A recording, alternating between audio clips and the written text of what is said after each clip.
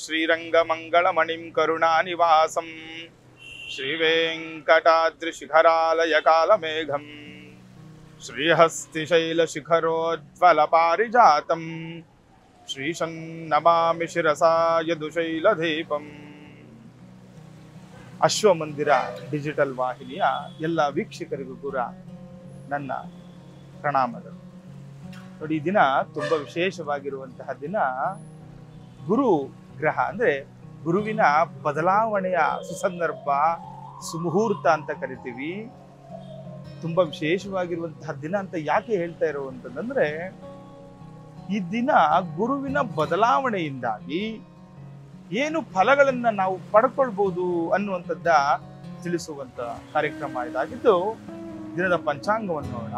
ಇದನ್ನ ಕ್ರೋಧಿನ ಅಂದ್ರೆ ವಿಶ್ವವಸುನಾಮ ಸಂವತ್ಸರದ ಉತ್ತರಾಯಣ ವಸಂತ ಋತು ಚೈತ್ರ ಮಾಸದ ಕೃಷ್ಣ ಪಕ್ಷದಲ್ಲಿ ನಾವಿರುವಂಥದ್ದು. ನೋಡಿ, ಕೃಷ್ಣ ಪಕ್ಷದ ದ್ವಿತೀಯ ಈ ದಿನ ಬುಧವಾರ ಬಂದಿರುವಂಥದ್ದು. ತುಂಬಾ ವಿಶೇಷವಾಗಿರುವಂತಹ ದಿನ. ಗುರು ಬದಲಾವಣೆ ಆಗ್ತಾ ಇದ್ದಾನೆ ವೃಷಭ ರಾಶಿಗೆ ಇಂದ ಅಂತ. ನೋಡಿ, ವೃಷಭ ರಾಶಿಗಿಂದ ಮಿಥುನ ರಾಶಿಗೆ ಈ ದಿನ ಗುರು ಬದಲಾವಣೆ ಆಗ್ತಾ ಇರುವಂತಹ ಸುಸಂದರ್ಭ. ಇದನ್ನ ಯಾವ ಒಂದು ಕೆಲಸಗಳನ್ನ, ಯಾವ ಪೂಜೆಗಳನ್ನ, ಏನಕ್ಕೆ ಯಾತಕ್ಕೋಸ್ಕರ ಮಾಡ್ಕೊಳ್ಬೇಕು ಅನ್ನುವಂಥದ್ದನ್ನ ತಿಳಿಸ್ಕೊಡ್ತಾ ಇದ್ದೇನೆ, ನೋಡ್ಕೊಳ್ಳಿ. ಈ ದಿನ ನೋಡಿ, ಗುರುವಿನ ಬದಲಾವಣೆಯಿಂದ ನಮ್ಗೆ ಏನ್ ಅನುಕೂಲಗಳಾಗುತ್ತೆ ಅಂತ ತಿಳ್ಕೊಬೇಕಾಗುತ್ತೆ. ನೋಡಿ, ಗುರುಗ್ರಹ ಧನಕಾರಕ ಅಂತ ನಾವು ಹೇಳ್ತೀವಿ. ಹಣದ ವಿಚಾರವಾಗಿ ಯಾರು ತೊಂದರೆಗಳನ್ನ ಅನುಭವಿಸ್ತಾ ಇರ್ತಾರೆ, ಹಾಗೆ ಪುತ್ರ ಸಂತಾನಕಾರಕ ಬೃಹಸ್ಪತಿ ಅಂತ ಕರಿತೀವಿ ನಾವು. ನೋಡಿ, ಈ ಒಂದು ಗುರು ಅಂದ್ರೆ ಬೃಹಸ್ಪತಿ ಗ್ರಹ ಪುತ್ರ ಸಂತಾನಕ್ಕೆ ನೋಡುವಂಥದ್ದು. ಹಾಗೆ ಹಣದ ವಿಚಾರವಾಗಿ ಧನಕಾರಕ ಅಂತ ಹೇಳ್ತೀವಿ. ನವಗ್ರಹಗಳಲ್ಲಿ ಅತ್ಯಂತ ದೊಡ್ಡ ಗ್ರಹ ಅಂತಂದ್ರೆ ಈ ಒಂದು ಬೃಹಸ್ಪತಿ ಗ್ರಹ, ಗುರುಗ್ರಹ ಅಂತ ಹೇಳುವಂಥದ್ದು. ಈ ದಿನ ಯಾರು ಕಾಳನ್ನು ದಾನವಾಗಿ ಮಾಡುವಂಥದ್ದು, ದಾನ ಮಾಡ್ಕೊಳ್ತಾರೆ. ನೋಡಿ, ಗುರುವಿಗೆ ನಾವು ಕಡಲೆಕಾಳನ್ನು ನೋಡ್ತೀವಿ.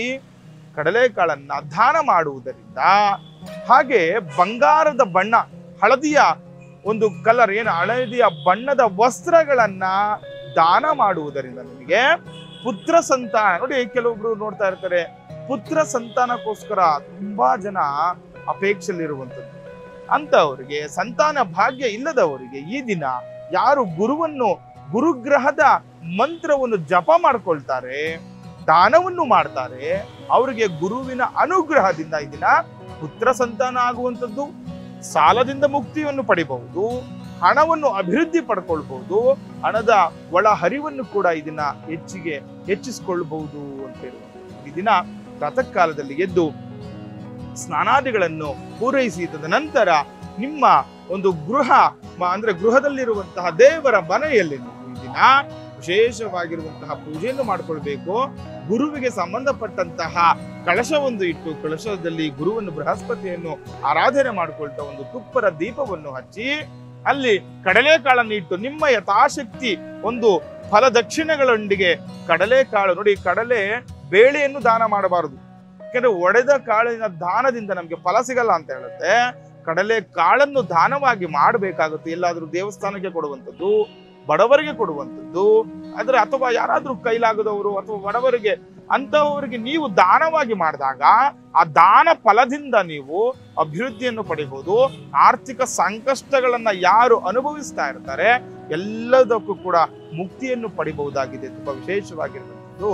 ಇನ್ನೊಂದು ನಿಮ್ಗೆ ಸರಳ ಪರಿಹಾರವನ್ನು ತಿಳಿಸ್ಕೊಡ್ತೇನೆ. ನೋಡಿ, ಯಾರು ಪುತ್ರ ಸಂತಾನಕ್ಕೆ ನೋಡ್ತಾ ಇದ್ದೀರಾ, ಮನೆಯಲ್ಲಿ ಕಡಲೆಕಾಳನ್ನು ನೆನೆಸಿಡುವಂಥದ್ದು. ಈ ದಿನ ನೋಡಿ, ಪ್ರಾತಃ ಕಾಲದಲ್ಲಿ ಇದ್ದು ಸ್ನಾನಾದಿಗಳ ನಂತರ ಮನೆಯಲ್ಲಿ ಒಂದು ಕಡಲೆಕಾಳನ್ನ ನೆನೆಸಿಡುವಂಥದ್ದು. ನೆನೆಸಿಟ್ಟು ಆ ಕಡಲೆಕಾಳನ್ನ ಸಂಜೆ ಈ ದಿನ ಸಾಯಂಕಾಲದಲ್ಲಿ ದೇವಸ್ಥಾನಕ್ಕೆ ಹೋಗಿ, ನಿಮ್ಮ ಅಕ್ಕಪಕ್ಕದಲ್ಲಿರುವಂತಹ ಯಾವುದೇ ದೇವಸ್ಥಾನ ಆಗಲಿ, ಯಾವುದೋ ಒಂದು ಶಿವನ ದೇವಸ್ಥಾನ ಇರಬಹುದು, ಆಂಜನೇಯನ ದೇವಸ್ಥಾನ ಇರ್ಬೋದು, ಗಣಪತಿಯ ದೇವಸ್ಥಾನ ಇರ್ಬೋದು, ಅಥವಾ ಯಾವುದೊಂದು ರಾಮರ ದೇವಸ್ಥಾನನೋ, ನರಸಿಂಹಸ್ವಾಮಿ ದೇವಸ್ಥಾನನೋ, ನಿಮ್ಮ ಅಕ್ಕಪಕ್ಕದಲ್ಲಿರುವಂತಹ ದೇವಸ್ಥಾನಗಳಿಗೆ ಹೋಗಿ ಸಾಯಂಕಾಲದಲ್ಲಿ ಆ ಒಂದು ಪ್ರಸಾದ ರೀತಿಯಲ್ಲಿ ಆ ಕಡಲೆಕಾಳು ನೆನೆಸಿರೋದನ್ನು ಪ್ರಸಾದವನ್ನು ಹೋಗಿ ಮಾಡಿಕೊಂಡು, ನಾವು ಆ ಕಡಲೆಕಾಳು ಉಸ್ಲಿ ಅಂತ ನೋಡ್ತಾ ಇರ್ತೀವಿ. ಸಾಮಾನ್ಯವಾಗಿ ನಾವು ಈಗ ಗಣಪತಿ ದೇವಸ್ಥಾನಗಳಲ್ಲಿ ಕೊಡ್ತಾ ಇರ್ತಾರೆ. ಆ ರೀತಿ ಅದನ್ನು ಪ್ರಸಾದ ರೂಪವಾಗಿ ಮಾಡಿ ಭಗವಂತನಿಗೆ ನೈವೇದ್ಯವನ್ನು ಮಾಡಿಸಿ ಬಂದಂತಹ ಭಕ್ತಾದಿಗಳಿಗೆ ಆ ಪ್ರಸಾದವನ್ನು ದಾನವನ್ನು ಮಾಡಿ ನಿಮ್ಗೆ ಅನೇಕ ಫಲವನ್ನು ಪಡಿಬಹುದಾಗಿದೆ ಈ ದಿನ ಗುರು ಬದಲಾವಣೆಯಿಂದ. ತುಂಬಾ ವಿಶೇಷವಾಗಿರುವಂಥದ್ದು. ಯಾರು ಸಾಲಬಾಧೆಯಿಂದ ನರಳುತ್ತಾ ಇರುವಂಥದ್ದು, ಯಾರು ತುಂಬಾ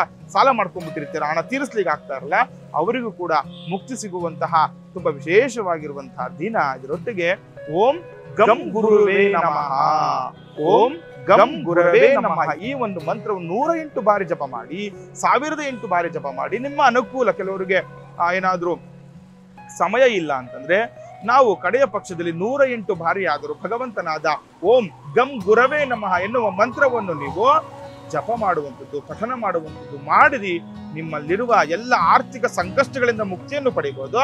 ಪುತ್ರ ಸಂತಾನಕ್ಕೂ ಕೂಡ ಭಗವಂತನ ಅನುಗ್ರಹದಿಂದ ಪುತ್ರ ಸಂತಾನಕ್ಕೂ ಕೂಡ ನಿಮಗೆ ಅನುಕೂಲ ಆಗುತ್ತೆ ಅಂತ ಕೂಡ ಹೇಳ್ಬಹುದಾಗಿದೆ. ಲೋಕ ಸಮಸ್ತ ಸುಖಿನೋ ಭವಂತು, ಸಮಸ್ತ ಮಂಗಳಾನಿ ಭವಂತು. ಶ್ರೀಮತೇ ರಾಮಾನುಜಾಯ.